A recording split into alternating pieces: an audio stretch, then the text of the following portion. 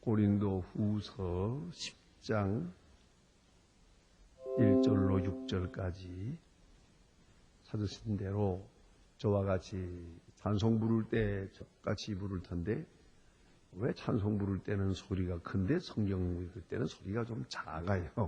아마 안 읽는 사람이 많은가 본데 그렇지 않습니다. 요한계시록에 보면 이런 말씀이 있어요. 이 예언의 말씀을 읽는 자와 듣는 자와 지켜 행하는 자가 복이 있다고 했습니다.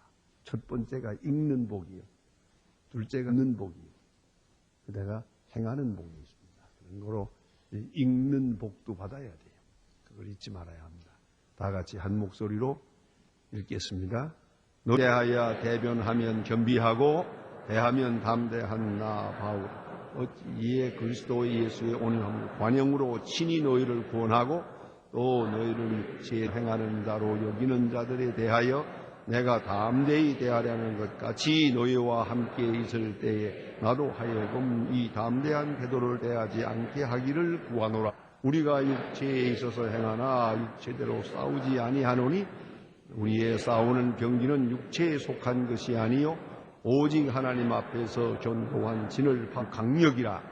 또한 예언력한 하나님을 아는 것에 대적하여 놀라는 것을 다 모든 생각을 사로잡아 그리스도에게 복종케 하여 너희의 복종이 온전히 될 때에는 모든 복종치 않는 것을 버리고 예비하는 중에 있노라. 아멘. 오늘 특별히 잘 읽었습니다. 오늘 본문 가운데에는 얼핏 보기에는 조금 난해하게 보입니다만은 대단히 중요한 사도 바울의 교회를 대하는 그 자세 또는 사도 바울의 가장 인격적인 그런 처세가 여기에 나타나 있습니다. 사람은 대개 보면 두 경우에서 그의 모습이 드러납니다. 칭찬 들을 때, 일이 잘 돼가지고 칭찬 들을 때, 그때에 고개를 높이 들고 어깨에 힘어 이렇게 그만 교만해지면 그 인생이 그 값이 안 나가는 겁니다. 그게. 사람을 칭찬해 보면 지나칠 정도로 칭찬해 보면 사람을 알 수 있고 또 어떤 의미에서는 일이 잘 될 때 그 사람의 사람됨을 알 수 있습니다. 그래서 또 하나는 일 당할 때 물질적으로도 혹은 경제적으로도 특별히 정신적으로 혹은 사회적으로 어떤 좋지 않은 비난을 들을 때 혹은 억울한 말을 들을 때 이럴 때 이제 그 자세가 흐트러지면 안 됩니다. 그때 어떻게 되느냐 말입니다. 어쨌든 이 두 경우를 우리가 합해서 이렇게 말합니다. 타인 주도적 인격이라고 합니다. 나대로 있어서 내 죄의 성격이 든든하게 넉넉하게 서 있는 게 아니고 다른 사람에 의해서 내가 휘둘리는 거예요. 찬한다고 정신없이 올라갔다가 조금 비난받는다고 또 정신없이 떨어져요. 그래서는 그저 살았다 죽었다 해요. 밤낮 죽는다지. 바로 그렇게 되면 그의 인격이 아주 볼 것이 없는 겁니다. 그런데 특별히 신앙적 인격이라면 어떻겠습니까? 항상 어떤 경우에도 신앙을 잃어버려서는 안 돼요. 요새 말로 말하면 자기 페이스를 지켜야 돼요. 자기 영적, 인격적 존재의 위치를 지켜나가는 것이에요. 그것이 다른 그리스도인의 인격이다 하는 말입니다. 지금 바울은 지금 아주 어려운 문제에 부딪힙니다. 자기가 세운 교회입니다. 아주 어려운 가운데서 1년 반 동안을 땀을 흘리고 수고해서 그 핍박서 혹은 또 나약함을 그가 극복하면서 난산으로 세운 교회입니다. 이렇게 세워놓고 지금 에베소로 갔는데 이 얘기 이 고린도 교회 사람들이 다는 아니지요. 일부지만은 바울에 대해서 좋지 않은 말들을 하여. 그 이유는 분쟁하기. 분쟁하다 보면 언제나 나쁜 시각이 생겨요. 좋은 점은 볼 줄 모르고 나쁜 점만 보는 시각이 생겨요. 긍정적으로 보지 못하고 만사를 부정적으로 보는 그렇게 체질이 바뀌고 나니까 마지막에는 바울에게까지 도전이 갔습니다. 바울에 대해서 많은 비난을 합니다. 바울에서 우선 제일 어려운 것이 뭐냐면은 사도권에 대한 부정입니다. 바울에게 있어서 이건 마지막 보루입니다. 예? 그런 사도입니다. 그런데 이방인의 사도인 사도 바울을 그 자격을 인정하지 않는 겁니다. 뭐 사도이긴 무슨 사도냐. 그는 예수를 핍박한 사람이고 그리고 그 골을 좀 봐라. 몰골을 좀 봐. 어? 여기 와서 자기가 자비량하고 돈 벌어가면서 전도하는 무슨 사도냐. 다른 사람들은 동반하고 다니기도 하고 하는데 이 사람은 혼자서 초락초락 다니면서 하는 거 보니 그렇고 영 사도권이 없다는 거죠. 사도의 권세, 사도권을 부정하는 거예요. 근데 그리고는 특히나 외모에 대해서 많이 말을 해요. 외모에 대해서는 지금 말이 많습니다. 대개 내가 보는 대로 한 구조되는 사람들은 생각하기를 바울이 키가 작았다고 그래요. 자그마한 사람이었다고 그렇게 늘 얘기를 합니다만은 또 어떤 사람들은 그게 작은 게 아니었다. 뭐 사람인데 자기가 스스로 자기를 낮추어서 겸손하게 나는 작은 자라 하니까 그래 생각한 거지. 그거 한 게 아니다.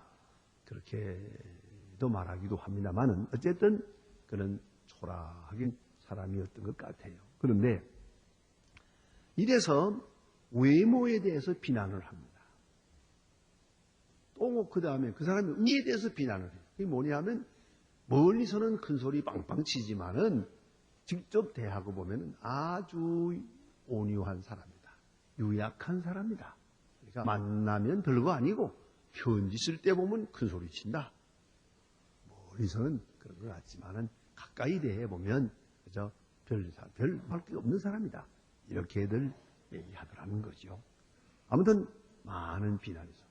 게다가 또 뭐 물질을 좋아한다, 대접받기를 좋아한다, 뭐 이런 얘기가 많아요.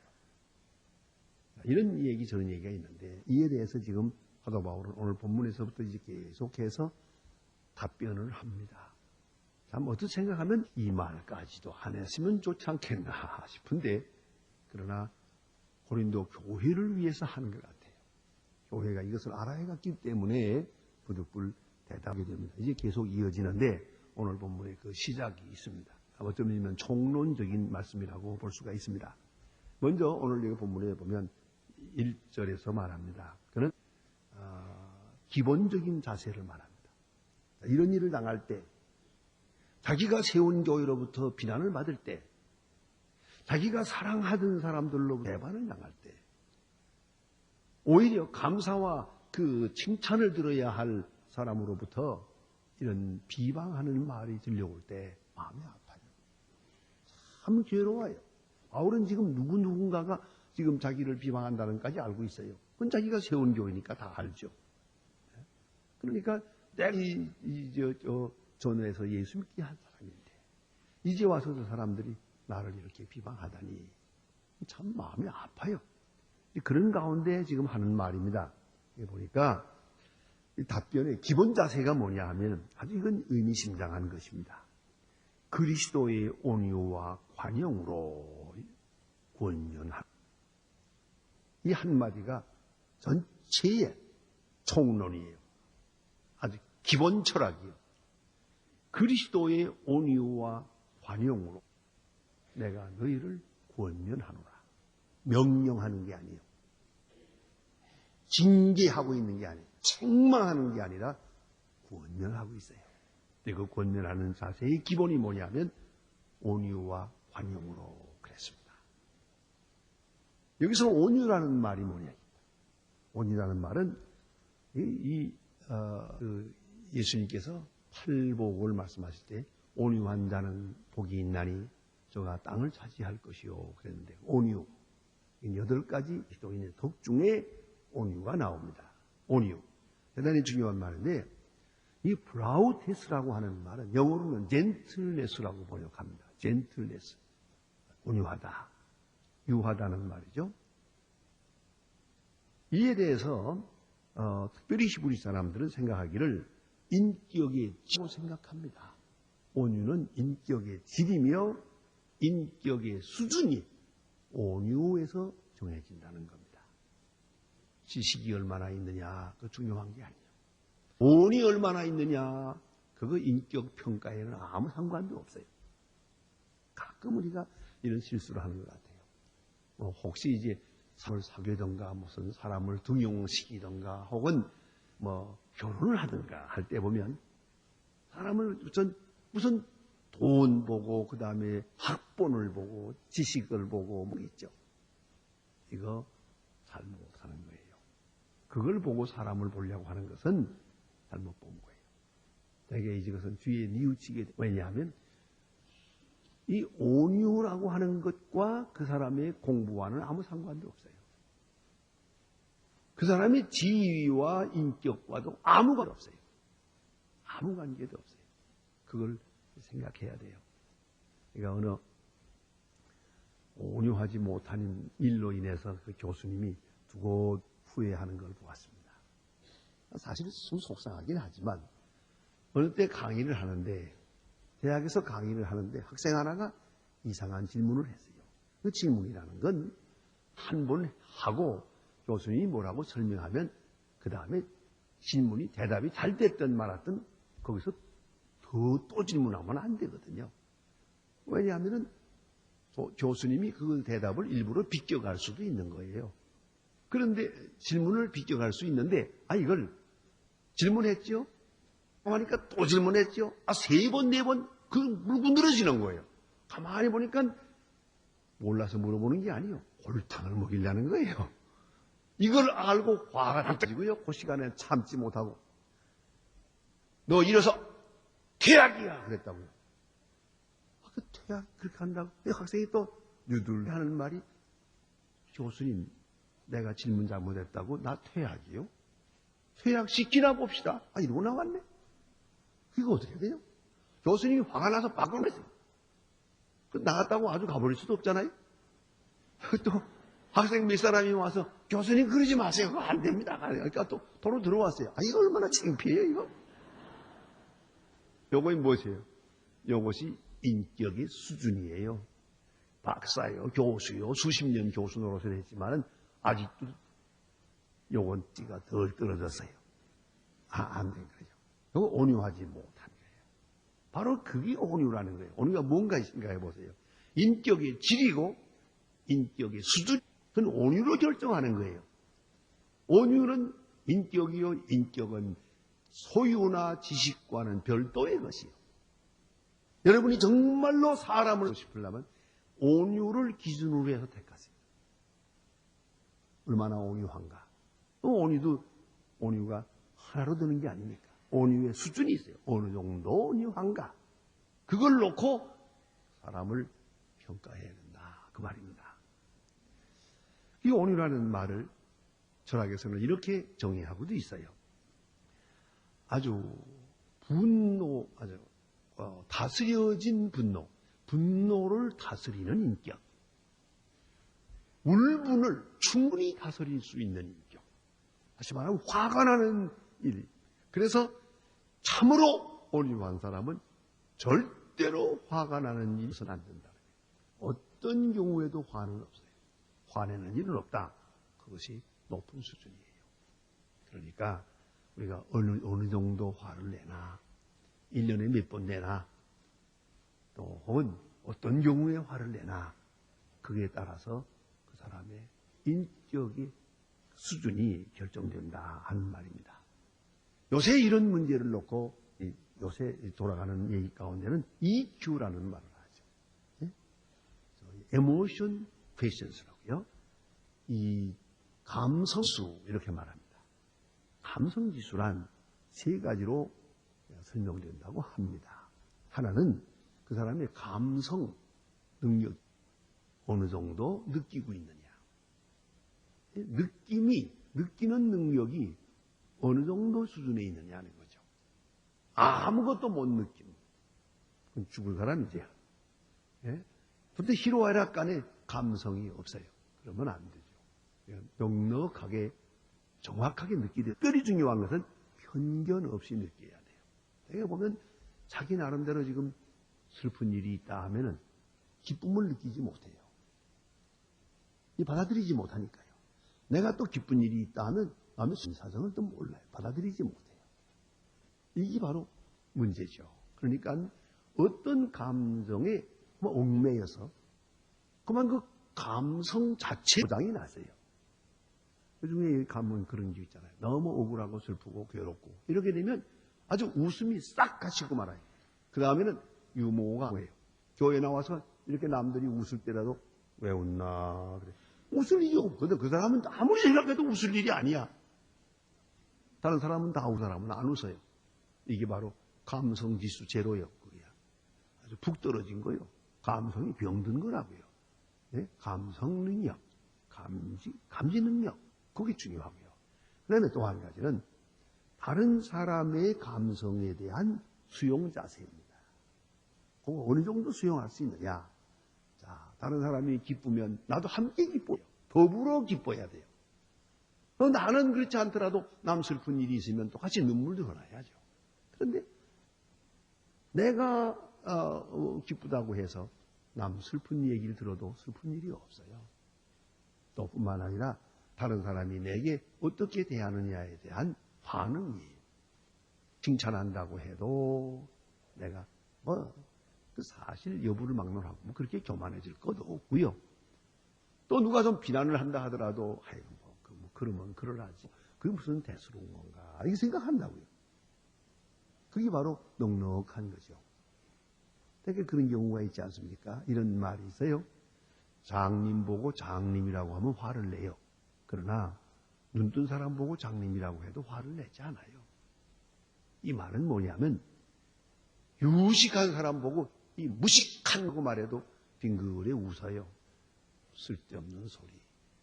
자네가 날 누군지 모르구만. 그러고 말 거예요. 그러나 정말로 무식한 사람 보고 무식하다고 했다가는 끝나는 거예요. 큰일 납니다. 이건 큰일 나요. 그러니까 한마디로 말해서 무식하다고 해봐서 화를 내는 사람은 무식한 사람이고 무식하다고 해도 끄떡없는 사람은 유식한 사람이고 결론이 났죠. 그러니까 여러분 화내는 사람은 다 무식한 사람이다. 그렇게 생각하면 돼요.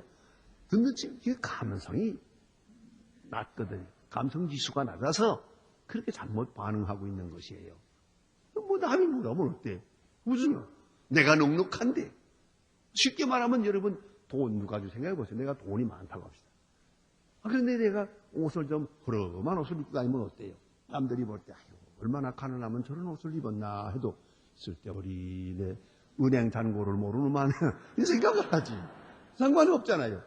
그러나 가난한 사람이 유행을 따라가는 이유가 바로 이유 때문이에요. 이라도 누가 날들어 가난하다고 할까봐 걱정이 돼서 없는 돈을 가지고 이자까지 내가면서 유행을 따라가야 돼요. 왜요? 부지런히 따라가야지. 그게 바로 감성지수가 낮은 거예요. 옷이 이러면 없고 저러면 어때요? 그렇잖아요. 이런 것들이 다 감성지수가 낮기 때문에 되는 것이다.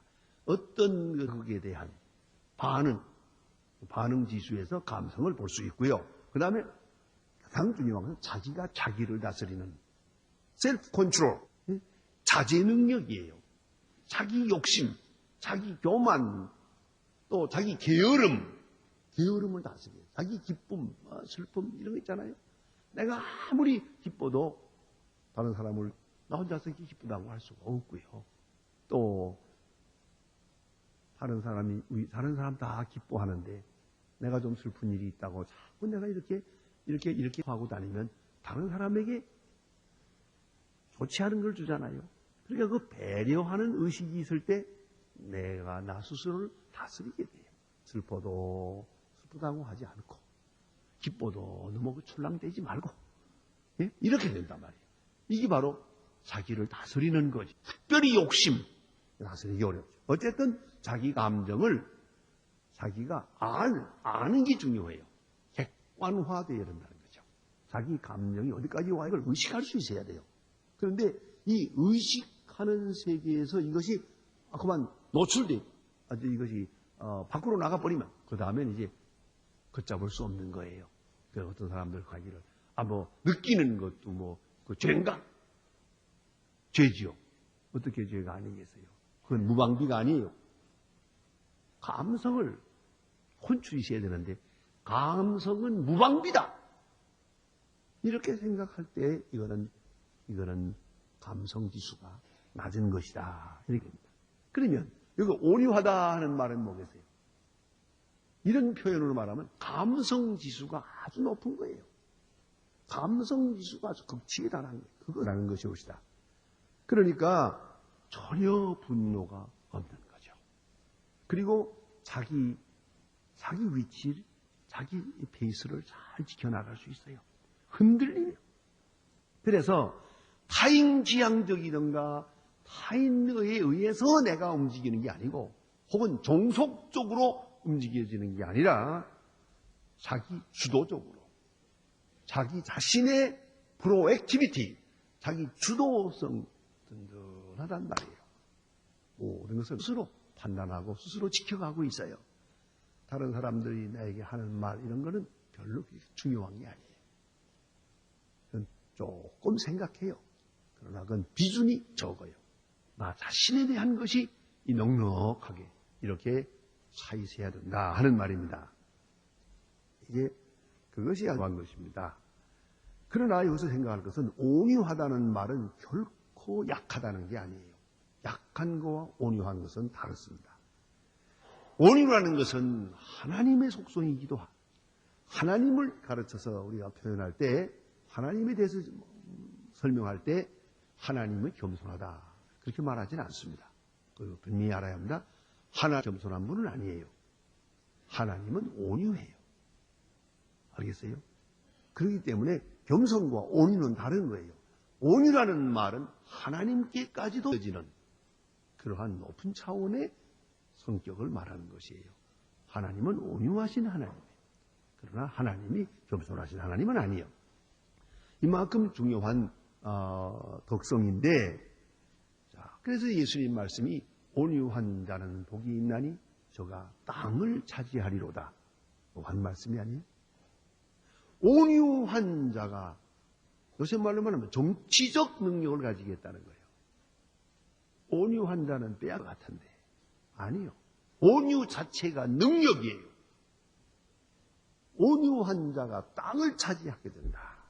이것이 예수님의 말씀입니다. 그 나폴레온이 그 전쟁에 패하고 세인트 헬레나 섬에 정배가게 돼서 죽기를 기다리는 때 말입니다. 그가 말들을 많이 어록들을 기억하고 있는데 그 중에 유명한 말이 있지 않습니까? 난 칼로서 세계를 정복하려고 했지만은 실했고 예수 그리스도는 사랑으로서 온 세계를 점령 정복하는 데 성공했다. 예수는 온유한 분이 온유한 예수께서 세계를 정복한 것이에요. 이것이 바로 교회가 크리스찬덤, 교회라고 하는 영 그런 권세를 말하게 됩니다. 그 다음에가 뭔가니? 관용입니다. 관용이라는 말은 BAK라고 하는 말인데요. 헬라 말로서는 이것은 sweet reasonableness라고 이렇게 번역하기도 합니다. 관용을 이렇게 설명할 수가 있습니다. 옳은 것 위에 더 크게 옳은 것. 옳은 것이라고 하는 게 여기 있어요. 그 옳다는 그것만이 옳은 게 아니에요. 그보다 더 높은 수준의 옳은 것이 있어요. 아시겠어요? 이걸 알아야 돼요. 그러니까 여기 지금 이제 잘못된 것이 있어요. 잘못된 것을 당장 책망하는 것은 옳은 거예요. 잘못됐다 하고 말해야겠죠. 그러나 이 시간 그 말을 하지 않아요. 그건 더 큰 의를 위하여, 더 옳은 것을 위해서 말이에요. 네? 옳은 것 위에 있는 옳은 것, 이것이 소위 관함이옵시다. 그러나 이것은 결코 약한 것이 아닙니다. 특별히 중요한 것은 무지한 것도 아니고 무능한 것도 아닙니다. 더 크기 때문에 관용하는 것이요. 다시 말하면 자신이 있기 때문에 참아주는 거예요. 더 잘 알기 때문에 기다려주는 거예요. 이걸 알아야 합니다. 자, 우리가 어린아이들을 키울 때 아이들이 실수해. 뭘 깨뜨리기도 하고 못도 하고 해요. 하지만 우리는 자신이 있어요. 잘 키워가면 깨달을 때가 있고 알 때가 있고 볼 때가 있거든요. 그렇기 때문에 이 시간에 일일이 나무라지 않아요. 만일에 여러분 아이들이 잘못하는 대로 다 나무라고 다 때리다가는 매일 때리다 말 거예요. 그렇지 않아요. 책망도 있지만은 어떤 건 나 모른 척 해줘요. 관용해줘요. 너그럽게 해줘요. 왜요? 자신이 있으니까. 그렇게 되면 잘못된다면 안 되죠. 그러나 우리는 가르칠 자신이 있어요. 바로 인도할 자신이 있어요. 더 크고 더 능력 있고 더 확실하기 때문에 우리는 믿어주고 기다려주고 잘 참아주는 거예요. 이것이 관용이 그걸 알아야 합니다. 빌립보서 4장에 유명한 사도 바울의 말씀이 있죠. 여기 보면 주 안에서 항상 기뻐하라. 내가 다시 말하노니 기뻐하라. 나의 관용을 모든 사람에게 알게 하라. 기뻐하라. 내 기쁨이 충만하게 되면 관용하게 돼요. 너그러워지는 거예요. 너그러운 마음이 되는 거예요. 자, 성경에 보면 큰 관용이 있지요. 그것이 바로 탕자의 아버지예요. 탕자가 돌아왔어요. 그 형님을 못마땅해요. 이 모든 재산을 장기와 함께 먹어버린 이 아들을 왜 사랑하십니까? 이게 형님의 말이 합당한 얘기죠. 그 정이요. 재산을 다 탕진하고 돌아왔을 때 영접하지 말아야지. 거기 정이요. 또 책망해야지. 돈 다 어디서 썼냐? 나가지 말라는데 왜 나갔냐? 당연히 죄값은 사망이다. 뭐 할 말 많지. 이게 정이요. 그러나 아버지는 그렇지 않아요. 아버지는 아무 말도 묻지 않았어요. 내 아들은 죽었다 살았고 잃었다 얻었나. 기뻐하자. 잔치를 베풀어요. 이 관용이에요. 아버지는 자신이 있어요. 아버지는 넓어요. 더 확실히 알고 있어요. 물어보나 마나 하지 뭐. 그동안에 어떻게 살았느냐, 돈 남겼느냐, 남았느냐, 그 물어보나 마나 하지. 그러면 물어보겠어요, 이제 와서. 그렇잖아요? 왜 나가지 말라는데 나갔더냐? 그건 왜 물어봐요? 다 아니까. 충분히 알고 있으니까 물어볼 필요가 없는 거예요. 이게 관용이에요. 그렇잖아요? 능력이 많고, 넉넉하고, 더 잘 알게 되면 우리는 이걸 감쌀 수가 있어요. 언제든지 좀 약하고 빈약하고 모르는 것이 많고 이렇게 되면 까다로워지는 거예요. 자신이 없으니까 말이 많아요. 제가 까다로워요. 까운 것은 약하기 때문이에요. 무지하기 때문이다. 이렇게 말할 수가 있습니다. 그래서 이 관용 넉넉하게 그리스도의 사랑으로 그리스도의 덕으로 이렇게 대하라. 그런데 사도 바울은 이 온유와 관용에 대해서 이렇게 말해요. 그리스도의 온유와 관용으로 너희를 구하노라. 그리스도의 온유와 관용으로. 온유의 가장 확실한 패러다임이 그리스도예요. 아주 표본이 그리스도예요. 또 관용도 역시 그리스도예요. 그리스도가 온유 관용의 아주 극치를 확실함을 우리에게 증거로 보여주고 있다 하는 말입니다. 이 모델이죠. 예수님 십자가상에서 보세요. 그 얼마나 어려운 시간이에요. 십자가상에서 말씀하십니다.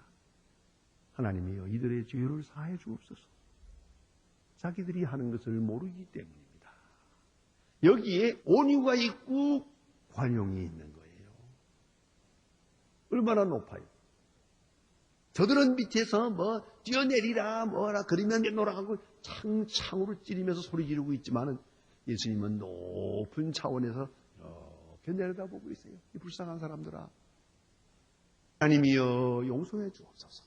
이 얼마나 높고 얼마나 큽니까? 얼마나 위대합니까? 그게 온유요 관용이다 그 말입니다. 영화 배라고 하는 것은 아마 여러분 몇 번씩 보았을 거예요. 그 유명한 영화 베너의 마지막 장면에 보면 베너가 하는 말이 있습니다. 십자가 위에 예수께서 저들의 죄를 용서하십시오.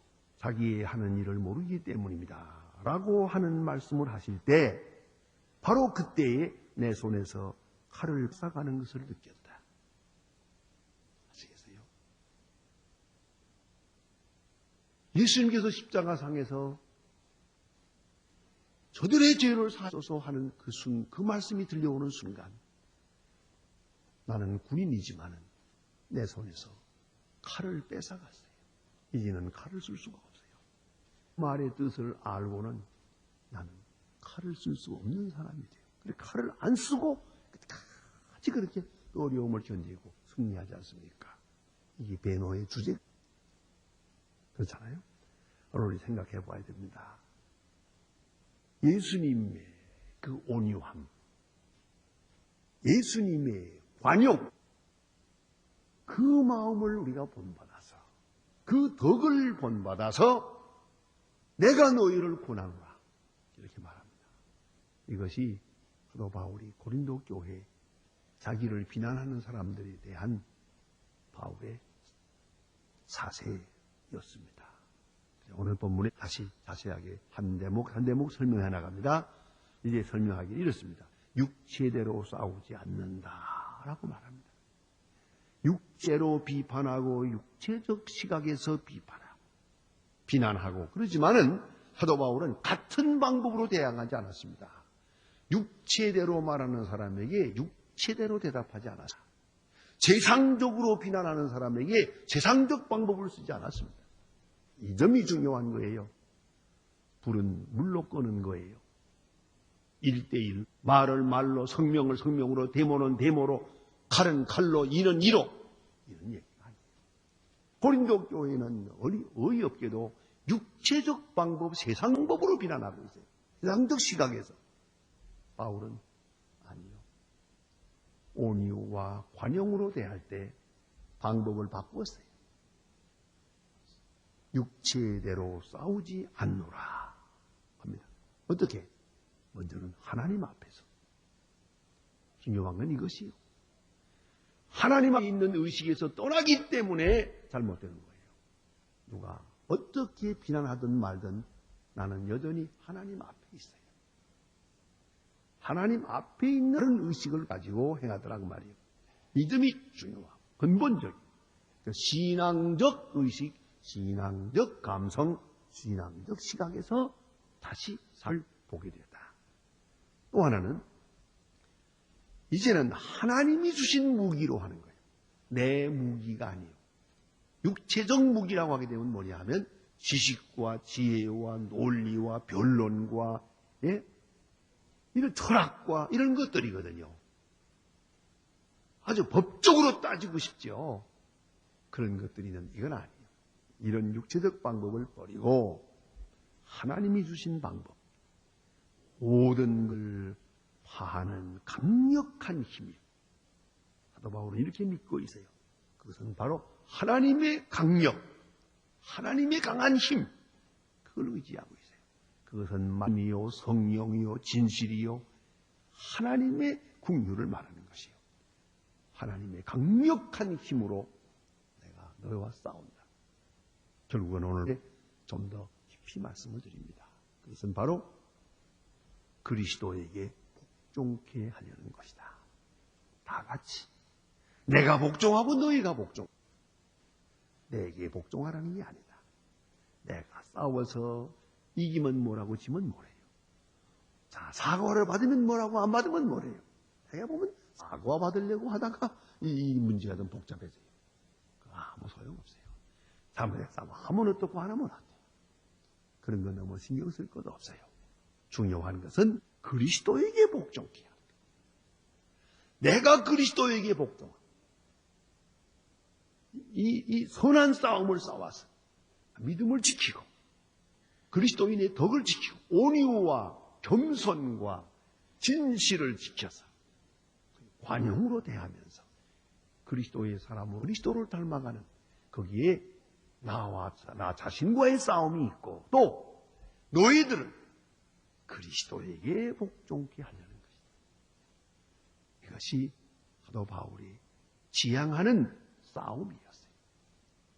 내가 보면 사람은 내게 복종케 하려니까 문제가 돼요. 그러나 그리스도에게 복종케.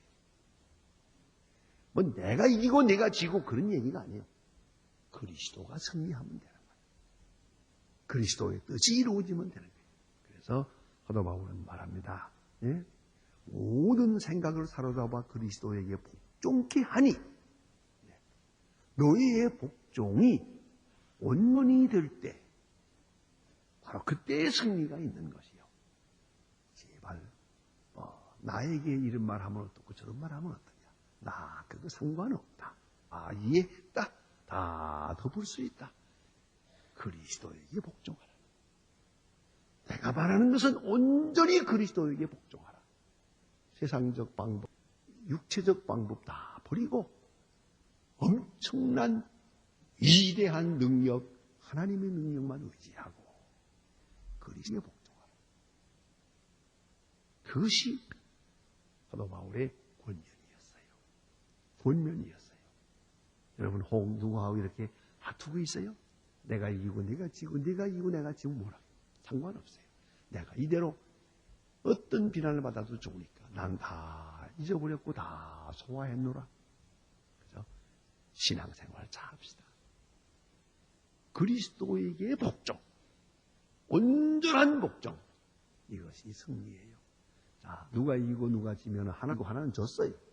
그러나 그리스도가 승리하고 그리스도에게 복종하게 되면 다 같이 이긴 거예요. 다 같이 승리하는 거예요. 이 점을 잊지 말아야 합니다. 기도하십시다.